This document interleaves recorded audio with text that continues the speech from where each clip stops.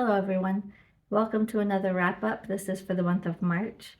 So I'm going to start out as always with the one that I don't have physical copy for so I don't forget about it. This one is Everyone is Watching by Heather Gutenkopf. I had a NetGalley arc for this book and I loved it. I thought it was really fun. So this is about a reality TV show and these people go on the show and it's kind of Survivor-like a little bit. There's different challenges and things. But it becomes clear pretty quickly that there's more to this reality show that meets the eye. Secrets in these people's past is starting to crop up and starting to rear its ugly head before the world, and other dramatic things happen. It's a very dramatic book, but I kind of love it for that. It's such a page turner, and I flew through it, and I just thought it was a lot of fun. So I would give this 4.5, dare I say, maybe even 5 stars. And then I also read 5 more volumes of Spy Family, so I did 5 through 10. So because it's the middle of the series, I'm not really going to say much about it other than it's still really cute and I'm still really enjoying it.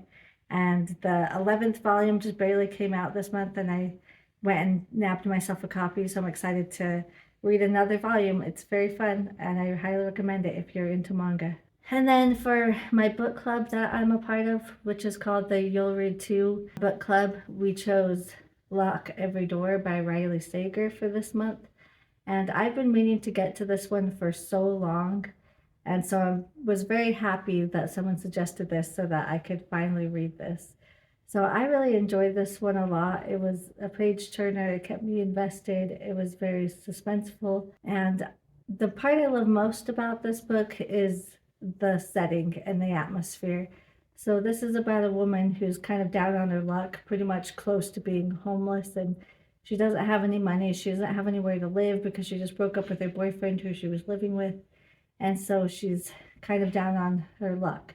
So she meets this woman that's like, people will hire you to be a house sitter at the Bartholomew, which is this really swanky, really rich apartment. And basically you just need to make sure nothing's broken, keep everything clean and ready for the next available renter. So she's being paid like $1,000 a week or something. Maybe it was $2,000 a week, maybe just $1,000, because I think it was like $4,000 a month, but that doesn't really matter. So I don't know why I'm going on and on about it. But anyways, it's a lot of money. So she decides to stay at this Bartholomew, which she already loved because there was a book written about the building. And so she already loved this building, and then to be paid to stay there is like a dream come true. So she decides to stay, but creepy things start to happen and her neighbors are kind of weird, and she starts to think that something else is going on, and she starts to make friends with another house sitter, but then that house sitter goes missing.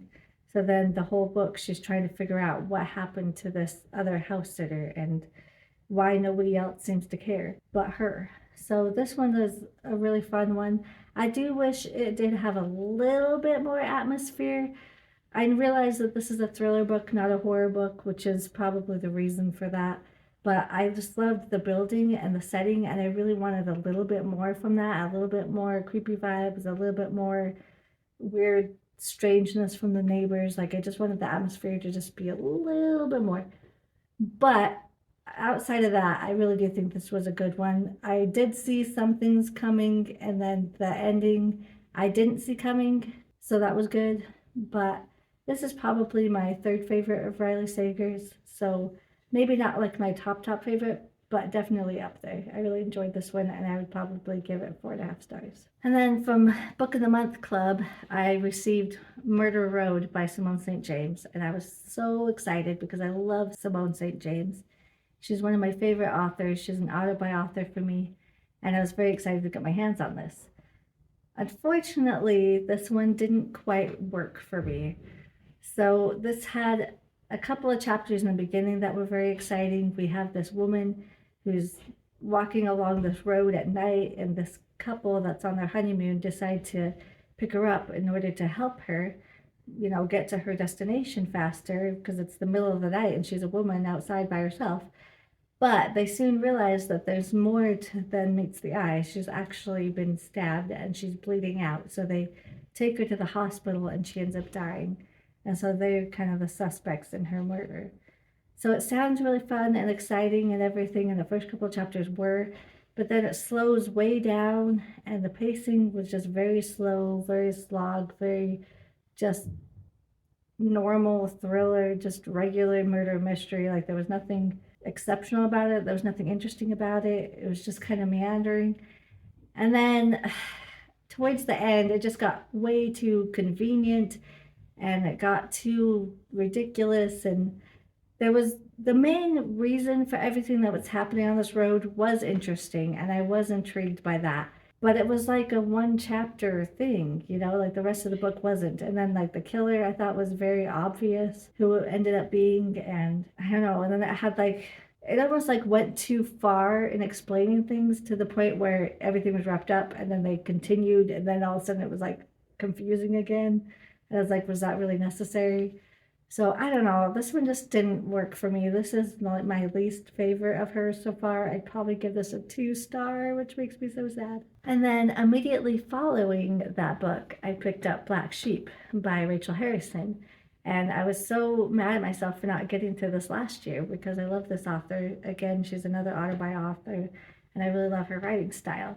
And I almost had the exact same experience reading this that I did with Murder Road. So this is about a woman who kind of has a weird religious family that she doesn't really talk to. She doesn't get along with them. Her mother's very cold, not very loving, and when she's 18, she runs away from home. And in their religion, if you leave, if you're not part of their religion, then you can't come back. You're just, see ya, never talk to you again. But she gets an invitation to a wedding because her best friend is marrying her first love. And so she's kind of spiteful about this, and she wants to go back to see if, almost to see if she can get her boyfriend to choose her instead a little bit and just kind of be there out of spite. But anyways, so then while she's there, of course, all this other family drama ends up happening. So there was one twist in the first 50 pages that kind of was like, oh wow, I didn't see that twist coming. But then everything else was so predictable after that. Like I could tell you the whole rest of the book. And okay, so I had to leave to take care of a crying child, and so now I don't remember quite where I was. I know I was talking about Black Sheep, but I don't remember what I was saying about it. But I think where I left off was that it was very predictable. So this one, yeah, it had a twist in the beginning that I didn't see coming, but once I knew that twist, the whole rest of the book was beyond predictable. And there's a show on Netflix that this reminds me a lot of, but I don't know that I want to say what that show is because it might give it away for people because it is very similar. But yeah, it was just like, okay, well, I've seen all this before. And to be honest, it was kind of boring. Like I was halfway through and this wedding still hadn't even taken place, and she was just like there running around doing her thing, and then she'd talk to people. Like, I don't know. I was pretty disappointed with this one, if I'm being honest. The last 100 pages I kind of just wanted to skim. I didn't because I love this author normally, and I know that shouldn't matter, but I guess if I really love an author, something that I would normally DNF or skim through, I feel like I have to stick it out for this author. So same as Murder Road. If it was anybody else, I probably would have DNF'd it or skimmed it, but because it was Simone St. James, I stuck it out. And because it was Rachel Harrison, I stuck it out. But honestly, this just wasn't my favorite. And the main character, I thought she was kind of mean, and maybe I think she was kind of supposed to be that way, but it was almost like she was rude and snotty, but then the characters would make comments making her sound like she was even worse than it showed. And so it was kind of inconsistent in that way. Where, yeah, I didn't really like her, but at the same time, I didn't think she was as bad as like everybody else apparently thought she was. So I don't know. This one just didn't quite work for me. I just thought it was okay. So I would probably also give this one 2 stars, which makes me so sad. Okay, and then I also got quite a few books from the library. I got 5. Well, technically, I got 4, and then my daughter got one from her school library that I ended up reading. So I filmed those as I finished them so that I had the book to hold up. So I'm just gonna go ahead and slip those in now. The first book I got from the library was called Mary and the Birth of Frankenstein. And this one sounded like it was going to be right up my alley because I absolutely love Frankenstein. It's probably my favorite horror classic book. But unfortunately, this one didn't quite work for me. I'd probably give this a 2-star. So this is about Mary Shelley, but this was back before she was married. So it was like Mary Wolfen something. Anyways, I don't remember her last name. But anyways, this is a dual timeline. And this is about that time in history where Mary Shelley and like Lord Byron and her lover Percy were spending a few days together, and they wanted to all come up with a ghost story and have like a little bit of a competition, and then when they were done writing it they would read it to each other. And I always found that fascinating, and so when I heard what this book was about I was very, very interested in reading it. But unfortunately, that's only like a third of the book because the dual timeline, we're going back to her childhood. But when she wrote Frankenstein, she was like 19. So when I say back to her childhood, it was like 4 years before was all when she was 12. And she's spends a lot of time with this family, and she kind of falls in love with their daughter. But I just didn't think that really had anything to do with the other part. Like, it didn't seem all that relevant.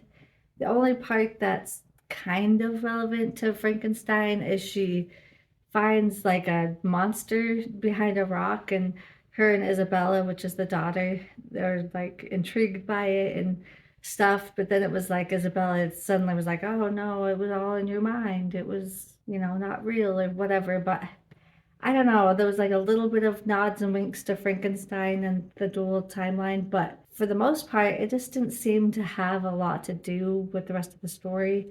And I kind of skimmed those parts, and by the end, I was pretty much just skipping them because I really just cared about the present time when she's doing the competition and when she's writing Frankenstein. But that being said, even though I was more intrigued by that part, it still wasn't quite what I wanted it to be. It was more about her open relationship with Percy, and her stepsister was there, but her only part in the whole book was just to be there to have sex with all the men that were there. She was just kind of like passed around, and Mary was not okay with that, but she was pretending to be okay with it. And I don't know. And it was like if she really was in love with this Isabella girl 4 years before, but now she's like completely head over heels with this man, and she's had 2 kids with him, and I don't know. It just didn't make a lot of sense to me, like for her character. So I don't know what the author was trying to do with that. And it was heartbreaking because her daughter had passed away. And so it had a lot of grief in the beginning. And I enjoyed those parts. I thought they were very heartbreaking. But at the same time, that was mostly just in the beginning. And then it was a lot about just Percy and Claire and blah, blah, blah.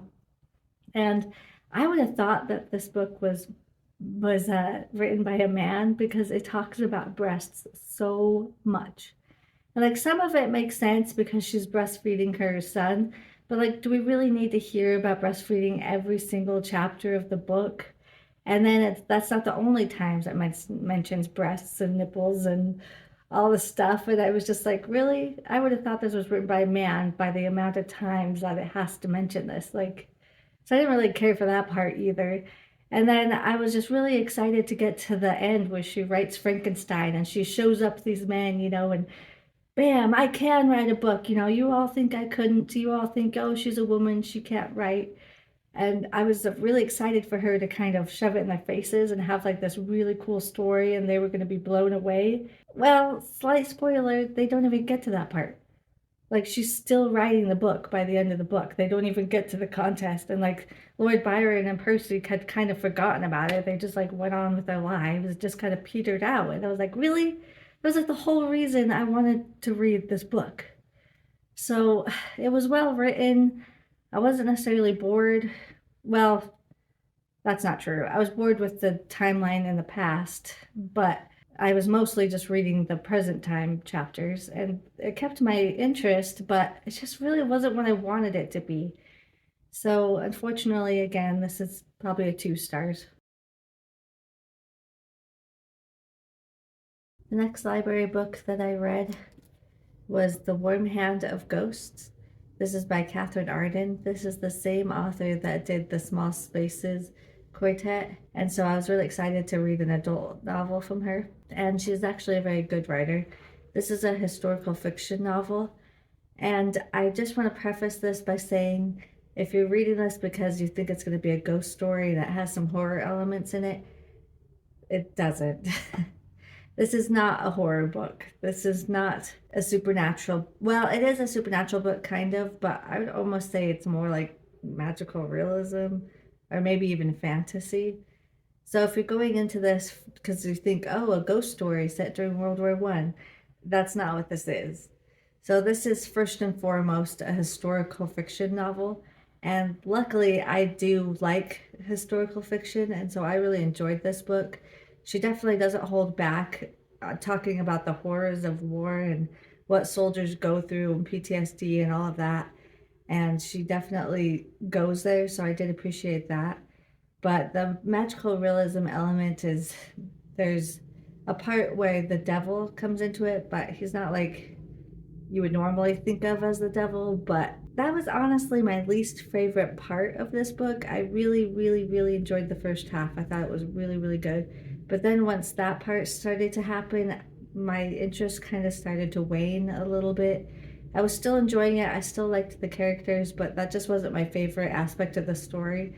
And I kind of wish it would have just been straight up historical fiction, but that's just my own opinion. But yeah, I thought it was good though. I thought it was well written. I thought it was fun and interesting, and I liked the characters. So this is about a woman who is a nurse during World War One, and then her brother fights in the war, and he goes missing, and she goes back to the war to try and find him. And so that's the main premise of this book, is just this brother and sister trying to get through the war and trying to find each other. So yeah, I thought this was a decent book. I'd give it 4 stars. Okay, so the next library book that I'm going to talk about is a sequel. It's called Everyone on This Train is a Suspect. Now, I have not read the first one, which is Everybody in My Family Has Killed Someone. I haven't read that one, but it sounded like it could be a standalone-ish. I mean, it has the same character and everything, but I feel like I could read it out of order. And I still think that's true. I think you can read this out of order. This one doesn't spoil the first one. So that being said, this was an interesting one. I had been pre-warned about the breaking the fourth wall thing, so that didn't really bother me. Sometimes it was a bit annoying, but at the same time, because I was aware of it going into it, it didn't really bother me. It even was kind of comical because it reminds me of like those old black and white detective shows, you know? But anyways, so this is about a man that's on a train. He's on the Ghan in Australia, which is a train that goes from like, I can't remember. There's a map in here though, so it will tell me. It goes from Darwin down to Adelaide. So they're traveling on this train, and of course a murder happens. But what was intriguing for me is this train is full of crime novel writers, and they're doing like a convention. So I thought that was really interesting. I always enjoy books that have to do with writing and reading and bookshops and all that kind of stuff. So this one was pretty meta, and I really enjoyed that aspect of the story. And I really enjoyed it because it was serious and fun, but it was also very comedic at the same time and had some really funny moments, and it wasn't meant to be completely taken seriously. But even though that's the case, there was 2 action scenes in this book that I felt were pretty dumb. I did not care for those parts. I won't tell you what goes on, but I'm just saying if a certain situation was happening, you wouldn't answer your phone. And near the end, something happens, and he should have just waited till the train stopped. So that's all I'll say, which doesn't really tell you anything, so I'm not spoiling it. But yeah, those 2 aspects of the story I felt were kind of ridiculous, so I didn't necessarily care for that. And then the epilogue, I didn't like the epilogue. It just seemed out of left field, and I don't know what the purpose of it was. Just like a last shot of drama, I don't know. But yeah, I didn't really care for the epilogue of this book. But outside of that, I thought it was a pretty decent murder mystery, and It kind of follows the old formula for like Agatha Christie books or whatever, which is what it's supposed to do. But yeah, I thought it was fun. I thought it was an enjoyable way to spend a few days. I would give this 4 stars. The last book I got from the library is a short little novella called Your Shadow Half Remains. So this one had a really great premise. It reminded me a lot of Bird Box. So if you've seen that movie or read that book by Josh Malerman, this is what it reminded me of. And I love that movie with Sandra Bullock. I actually have not read the book. But anyway, so that's why I was really eager to read this one. So basically, if you look into the eyes of any other humans, it makes you crazy, it makes you kill people, and it makes you kill yourself. And so people start avoiding being around people because it's too easy to just quickly glance into their eyes. So they all just kind of separating and spreading out and not associating with each other anymore. So this girl goes off to a house in the woods that used to be her grandparents' house, but they had gone insane and killed each other, and so it was available, so she just moved in. So she's been away from people for years, just on her own, and she just has her groceries and everything delivered because the world didn't technically end. It still goes on, but obviously it's a little bit different now. So that was the strongest part of this novella, was just the world building and learning about this disease or whatever it is. They call it a disease because they don't know how else to describe it, but she's like, it's not really a contagion in the traditional sense, but they don't have any other way to describe what's happening. And so I really enjoyed the world building and learning about the new society and all of that. But then about halfway through, this book kind of lost me. It kind of goes off the rails, and I just didn't really care for it after that.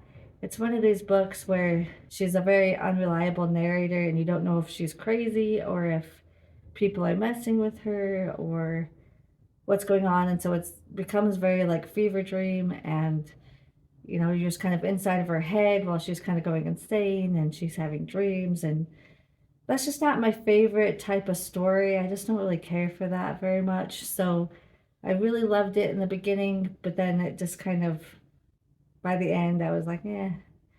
So she meets this man who lives like a mile away from her, and she wants to be close to him because she hasn't seen other humans for years. And so all of a sudden it was like this person's come into her life, and she realizes how lonely she's been. And I really liked that commentary, and I'm sure her descent into madness was because she's been alone for so long. But it was like as soon as she starts to get close to this man, all of a sudden she just like goes off the rails. And I don't know, like I like the theme, I like the thought process behind it, I like the commentary on that, how humans need each other and they need to be close to each other or else they'll go insane. Like I do like that. But I like the idea more than I like the book, if that makes sense. I just don't really care for that kind of storyline. So I'll probably give this a 3-star. I'm a little bit exhausted because we're celebrating my 4-year-old's birthday today. She's turning 5, so I've been making the cake and decorating the house, and I'm just exhausted. But I have one more library book to share with you all before I end this video. This is called Ghosts. This is actually, I guess, a graphic novel, you would call it. So this was my daughter's library book from her school library, and she was all excited to show it to me, and she's like, I know you like ghosts, Mom, and look at this book. And she was, thought it was something that I would like too. And so at first I was kind of like, well, yeah, I don't really have time to read it, but that's awesome. But then I got thinking about it, and I'm like, it's a graphic novel. It'll probably take me an hour to read. And she was really excited for it, so I just didn't have the heart to not read it. So I read it so we could talk about it, and I am glad I did because it's actually a really cute little story. I was a little bit nervous that it'd be really boring because it would be like super young for like tiny little kids, but actually it was a pretty decent story, and I even got a little teary-eyed. So this is about a family, and they moved to, well, they're from California, but they moved to like a different part of California, I think. I'm not really sure where they moved to be honest. But they move anyways for the dad's work. And So they start learning about the Day of the Dead and about the ghosts coming to visit their families and all of this stuff. And so it was really interesting, and it was all about family, which I enjoyed. And she meets this boy that does like a ghost tour in the town, and she's really a fraidy cat, and she's afraid of ghosts and anything scary, but her little sister loves all things scary, and so she's trying to keep her sister away from these ghosts, and the sister's like, no, I have to meet the ghosts, but her sister's got cystic fibrosis, and so they're worried about her lungs and different things. And so it ended up actually being about the sister trying to digest the fact that her sister might not live forever, that she might pass away. And so that's kind of some of the reason why she doesn't want to be around these ghosts and learn about the Day of the Dead, is because she's afraid that her sister is going to be a ghost soon. And her sister, she knows that she might not live, and so she wants to meet these ghosts to kind of see what it's like in the afterlife and all of that. So yeah, it ended up being quite a cute little story, and I actually really enjoyed it. And it's funny because the adult book that I'm reading right now, which is a thriller, there's a character whose daughter also has cystic fibrosis, and they both talk about the vest that they wear that vibrates to help dislodge the mucus from their lungs and all of that. So I thought that was kind of funny. But anyways, this is a good one. So I liked it. I'm glad I read it, especially for my daughter's sake. I don't know how to rate graphic novels, but I'd give it a 5-star. Okay, everyone, that's the end of my March wrap up. That's all the books that I read this month. I hope you enjoyed seeing them. And please leave a comment. Let me know which books that you read in March that was your favorite or your least favorite. And please give me a thumbs up if you liked this video. Subscribe and hit that notification bell if you don't want to miss any videos from me. And I will see you next time. See ya.